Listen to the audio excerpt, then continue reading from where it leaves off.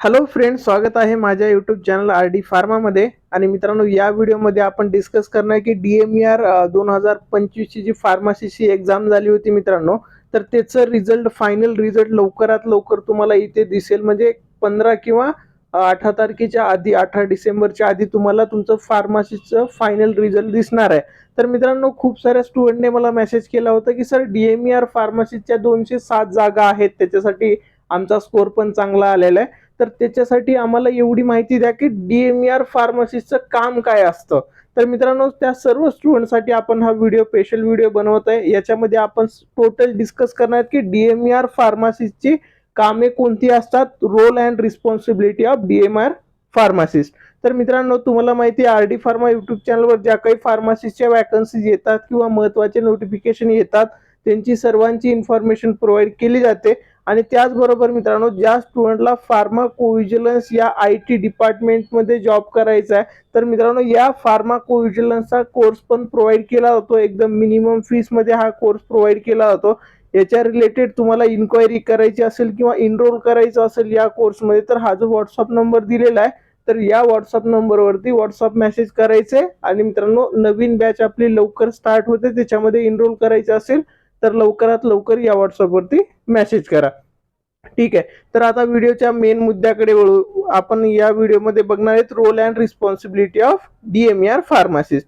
तर मित्रांनो, as a DMER तुमचं ज्यावेळेस सिलेक्शन होतं, तर तुमची पोस्टिंग कुठे असते, हा पण महत्त्वाचा क्वेश्चन आहे. कारण आता तुम्हाला ZP बघितलं किंवा DHS बघितलं, तर याच्यामध्ये डिस्ट्रिक्ट वाईज, मंडळ वाईज वॅकन्सीज असतात. पण DMER मध्ये 207 वॅकन्सी कुठे हे तुम्हाला माहितीच नाहीये. तर मित्रांनो, DMER मध्ये काय असतं, जे मेडिकल एज्युकेशन दिलं जातं, जसं की डेंटल कॉलेज असेल, MBBSचं कॉलेज असेल, तर मेडिकल एज्युकेशनचे जे कॉलेजेस असतात, या कॉलेजेसमध्ये जे हॉस्पिटल संलग्न असतात, तर त्याच्यामध्ये फार्मासिस्टची रिक्वायरमेंट असते. तर त्या ठिकाणी तुम्हाला पोस्टिंग भेटते तुमच्या रँकनुसार. जर तुमची रँक असेल तर तुम्हाला तिथे निवडण्याचं चान्स भेटेल की तुमच्या रँकनुसार कोणत्या हॉस्पिटलमध्ये तुम्हाला तिथे जॉब करायचं, म्हणजे मेडिकल कॉलेज सलग असलेलं. तर याच्यामध्ये जे पहिली रोल अँड रिस्पॉन्सिबिलिटी असते फार्मसीचे, तर ती म्हणजे औषध वितरण, म्हणजे डिस्पेन्सिंग. डॉक्टरांनी लिहिलेल्या प्रिस्क्रिप्शननुसार योग्य औषध देणे, योग्य डोस, वापर पद्धत वारंवारिक समजावून सांगणे, किंवा चुकीचं प्रिस्क्रिप्शन वगैरे असेल तर ते आयडेंटिफाय करणे. तर फार्मसिस्टचं सगळ्यात मेन काम असणार आहे मित्रांनो, डिस्पेन्सिंग करणं.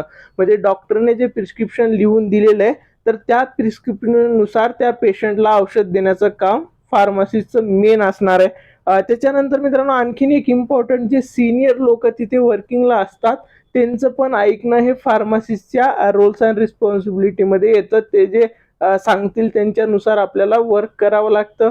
त्याच्यानंतर आहे मित्रांनो, नेक्स्ट एक इम्पॉर्टंट रोल अँड रिस्पॉन्सिबिलिटीमध्ये स्टॉक ड्रग स्टोर मॅनेजमेंट. म्हणजे आपल्या मेडिकलमध्ये, मेडिकल इन शॉर्ट म्हणजे आपल्या हॉस्पिटलमध्ये जे मेडिसिनचं डिपार्टमेंट आहे, तर या डिपार्टमेंटमध्ये आपल्याला किती औषध लागतात, तर त्याचं व्यवस्थित साठा आहे का ते चेक करणं, ते मेंटेन ठेवणं पण फार्मसिस्टचं काम आहे. DMER फार्मसिस्टचं हे काम आहे. म्हणजे स्टॉकचं रजिस्ट्री करणं, औषधाचे एक्सपायरी डेट तपासणे, म्हणजे एक्सपायर झालेले औषधे आहेत का, तर ते असतील तर ते व्यवस्थित त्याचं मॅनेजमेंट करणं, त्याचं डॉक्युमेंटेशन ठेवणं, हे पण फार्मसिस्टचं काम आहे.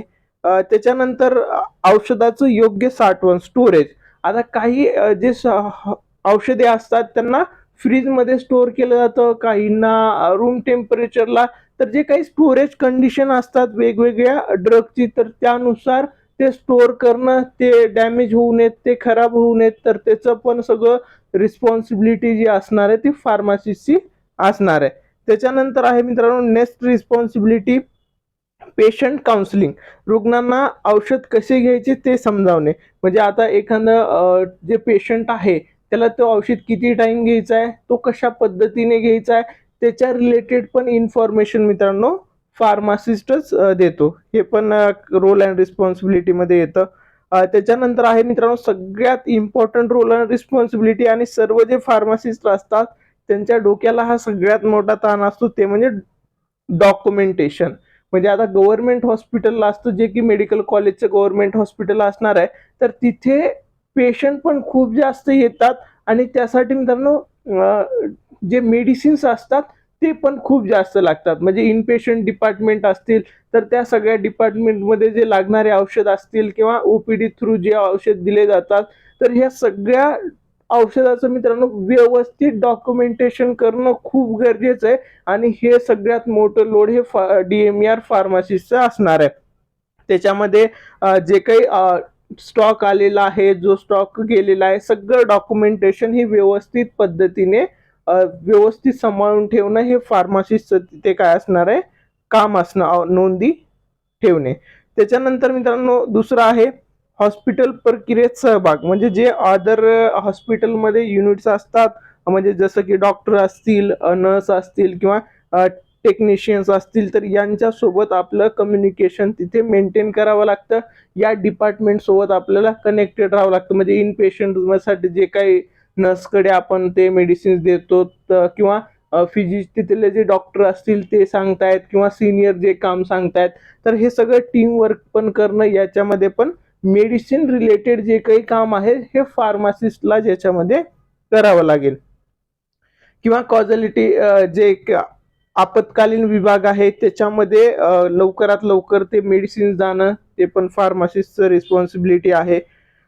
त्यानंतर सगळ्यात इम्पॉर्टंट आहे ऑडिटवर निरीक्षणात सहकार्य करणं. म्हणजे FDAचे जे काही इन्स्पेक्शन असतात, जे काही ऑडिट असतात, याच्यामधले जे काही तिथे रिक्वायरमेंट असणार आहे ती सगळी फुलफिल फार्मासिस्टलाच करावी लागते. हे पण DMER फार्मसीचं काम असणार आहे. त्यानंतर आहे मित्रांनो जे काही गव्हर्नमेंटचे स्कीम्स असतात जे की तिथे राबवल्या जाणार आहेत, त्याच्यामध्ये मेडिसिन रिलेटेड सगळं इन्फॉर्मेशन तुम्हाला प्रोव्हाइड करावी लागेल. त्याबद्दलची सगळी डाटा तुम्हाला तिथे प्रेझेंट करावा लागेल. त्याच्यानंतर आहे मित्रांनो औषधाचे सुरक्षित निस्तारण. म्हणजे जे काही डिस्पोजल असणार आहे, सपोज एखाद्या सिरपची बॉटल तुमच्या तिथे ही झाली, ब्रेक झाली, तर त्याचं व्यवस्थित हे करणं डिस्पोजल, ते पण फार्मासिस्टचं काम असणार आहे. सगळ्यात इम्पॉर्टंट जर इथे आपण लक्षात घेतलं ना मित्रांनो, फार्मासिस्टची जी कामे आहेत, तर फार्मासिस्ट हे नावातच ह्याचं रोल अँड रिस्पॉन्सिबिलिटी आहे. म्हणजे तुम्हाला काही तिथे DMER आहे म्हणजे वेगळं काहीतरी काम असणार आहे ते नाहीये. आपलं जे सगळं काम असणार आहे ॲज अ DMER फार्मासिस्ट सगळं मेडिसिन रिलेटेड आहे. म्हणजे आपल्याकडे स्टॉक किती आहे, आपल्याकडे डेली किती स्टॉक लागतो, त्याच्यानंतर त्याच्या रिलेटेड जे काही डॉक्युमेंटेशन आहे, स्टोरेज आहे किंवा in patient out patient department सोबत आपण कशा पद्धतीने औषध देतो, ह्या सगळ्या सिस्टीमला आपण तिथे जाऊन फॉलो करणं. आणि ज्यावेळेस तुम्ही सिलेक्ट होताल तर तिथे तुम्हाला सगळ्या गोष्टी इझिली हे होऊन जातात. म्हणजे एवढं हार्ड नाहीये. जर तुमचे चांगले मार्क असतील, तुम्ही फक्त तुमचे एखाद्या मेडिकल स्टोअरमध्ये काम करा, म्हणजे जेणेकरून जे रेग्युलर चालणारे मेडिसिन्स आहेत त्यांचे नाव वगैरे तुम्हाला पाठवून जातील. असे खूप सारे स्टुडंट आहेत जे फ्रेशर DMER मध्ये आता सिलेक्ट होतील, त्यांना या गोष्टीचं नॉलेज नाहीये. तर त्याच्यासाठी एखाद्या मेडिकल स्टोअरवर 1-2 महिने तुम्ही काम करा, म्हणजे तुम्हाला इझी जाईल. आता टाइम आहे, तुमचा चांगला स्कोर आला असेल तर 1-2 महिने तुम्ही मेडिकलवरती जा.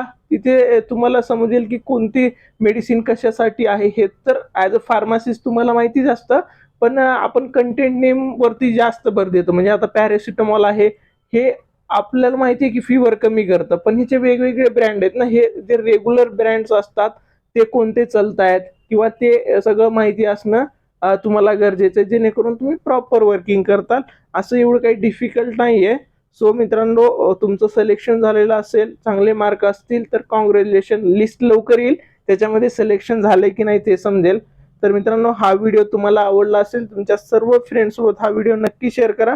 आणि फार्माकोव्हिजिलन्सचा कोर्स जॉईन करायचा असेल तर या कॉन्टॅक्ट नंबरवरती मेसेज नक्की करा, व्हॉट्सअप मेसेज करा. थँक्यू.